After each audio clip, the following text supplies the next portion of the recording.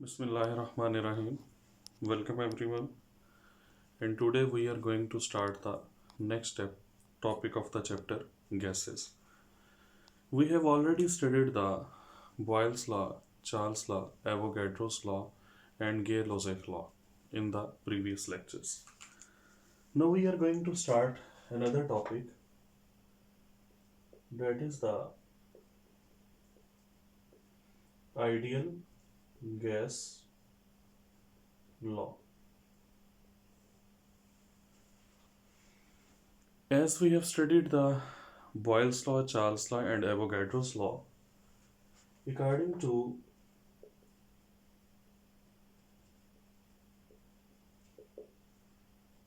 Boyle's law,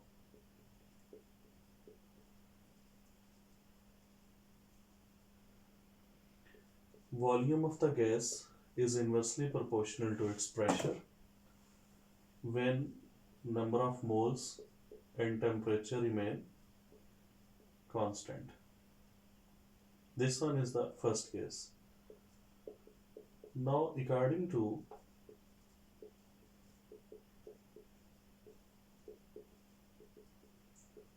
Charles' law,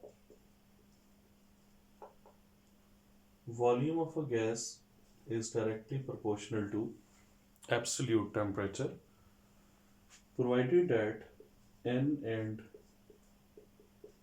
P remain constant. Similarly, according to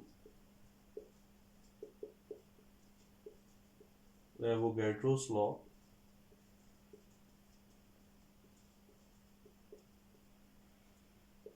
volume is directly proportional to the number of mole of the gas when temperature and pressure remain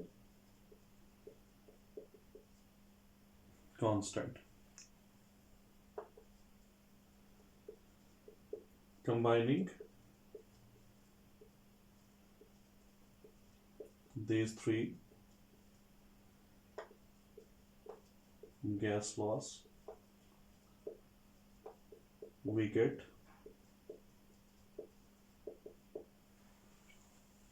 volume is directly proportional to number of moles of gas, its absolute temperature, and inversely proportional to the pressure. Now this one is called as universal gas law or ideal gas law, or you may also call it the perfect gas law, according to which the volume of the gas is directly proportional to its number of moles and absolute temperature and inversely proportional to its pressure.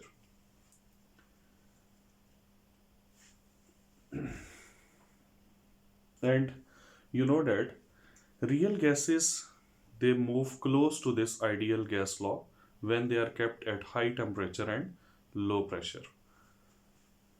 So if we replace the sign of proportionality with equality, then V is equal to R NT divided by P, and this R is called as the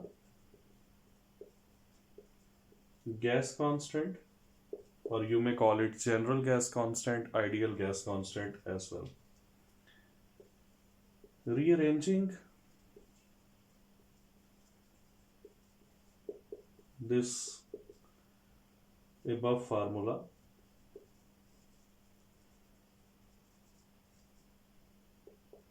we get, when we will rearrange it, it will become PV is equal to nRT. Now this PV is equal to nRT is called as the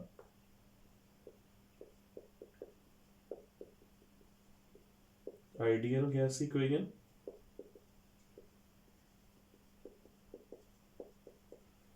or general gas equation.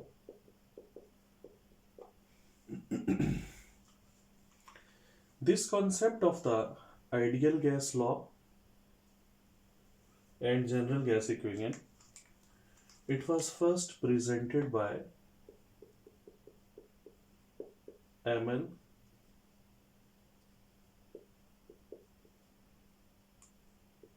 Clapeyron in 1834. Now this one is also called as the equation of state of the gases. Equation of state means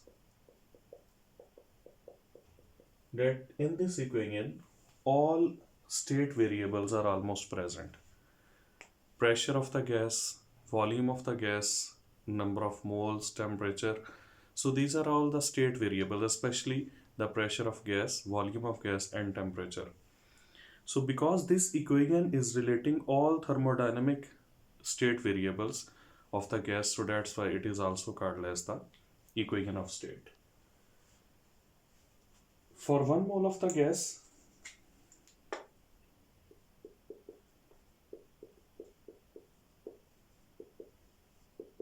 this can also be written as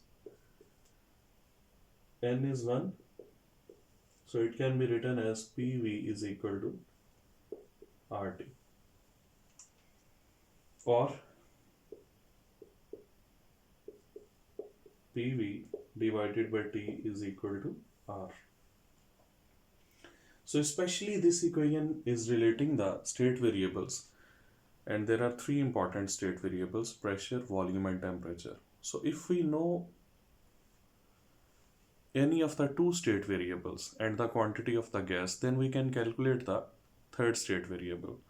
For example, if temperature and pressure are known, then we can calculate the volume, and similarly if the volume and pressure are known, then we can also calculate the absolute temperature. Now the ratio between the product of pressure and volume of gas and absolute temperature, that is a constant quantity. So if initial pressure of the gas is P1, volume is V1, and temperature is T1, that should be equal to R. Similarly, if the final pressure is P2, volume is V2, and temperature is T2, that should be also equal to R. Now this one is equation A and this one is B. So simply compare A and B, and you will get P1 V1 over T1 is equal to P2 V2 over T2. This one is another form of the general gas equation, or you can say the equation of the state of the gases. So this one is the derivation of the different forms of the general gas equation.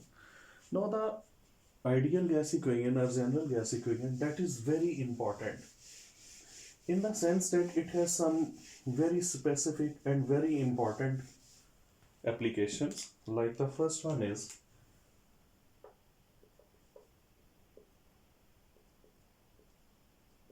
density of gas.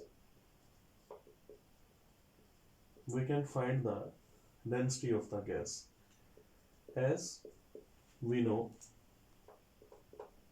PV is equal to nRT and N is equal to weight in grams divided by molar mass. So above formula becomes PV is equal to W by M into RT. This equation is now a very important one. Let's say we call it as C equation. So from C equation, if we can exchange the position of volume and molar mass, then Pm is equal to W by V into RT. And you know that weight by volume or mass by volume, that is equal to the density. So Pm is equal to Let's suppose that we are representing the density with d RT. Although the symbol rho is present for the density, but to keep it simple, we are representing it with the symbol d.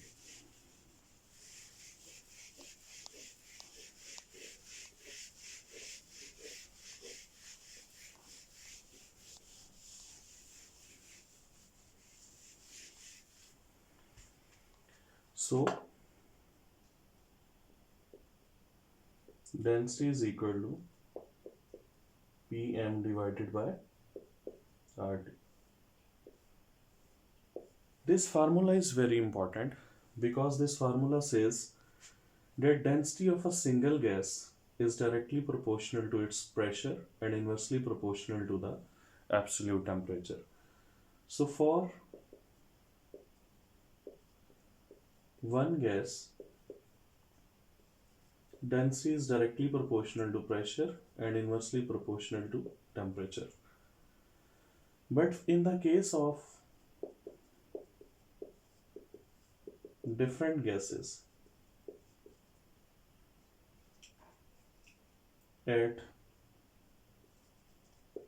same temperature and pressure, density will be directly proportional to molar mass of the gas. Means the gases having greater molar mass, they will be having greater density, and having lesser molar mass will be having the lesser density. For example, we have chlorine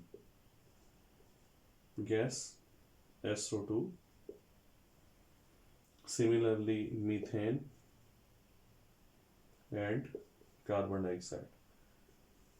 Now we have to arrange them from the highest density towards the lowest density, that which gas has highest density and which one is having the lowest density. The molar masses: chlorine is 71 grams per mole, SO2 is 64 grams per mole, it is 16 grams per mole, and it is 44 grams per mole. And as we have studied that density is directly proportional to molar mass, so among these gases, chlorine will be having maximum density, then SO2, then CO2, and minimum density belongs to methane. So this one is the order of the density. So if there are different gases which are present at the same temperature and pressure, we can calculate their density, and we can also predict which gas is going to have the highest density and which one is going to have the lowest density.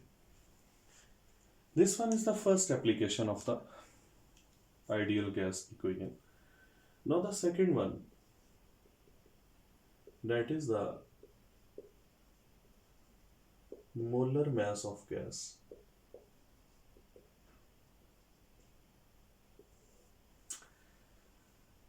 According to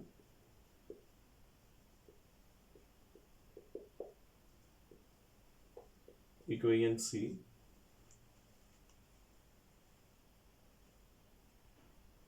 molar mass of a gas comes out to be, according to this equation, M is equal to W R into T divided by pressure into volume. So if we know the weight of the gas, temperature of the gas, pressure and volume, R is a constant, then we can easily calculate the molar mass of the gas. Now the third application is, we can also calculate the weight, or you may say mass of gas. For this purpose, again, let's rearrange equation C. According to equation C, the W is equal to pressure into volume into molar mass divided by general gas constant into temperature. So we can find the density of the gas, molar mass of the gas, and weight of the gas if we know the other parameters. These are the three main applications of the ideal gas equation. Now, this topic, ideal gas law and ideal gas equation, it is very important for the numericals. Whenever the short questions or MCQs are asked, they are usually asked from the numerical point of view. It is very rare to see that derive this equation and this and that. Yeah, the density is very important with respect to MCQs and its derivation, and sometimes this formula is directly asked in the multiple choice questions. But mainly when we see that the question arises from this topic, it is related to some numerical, means some numerical is asked from this topic.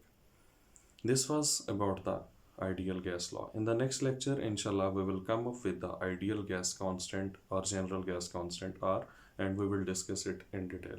Till then, Allah Hafiz.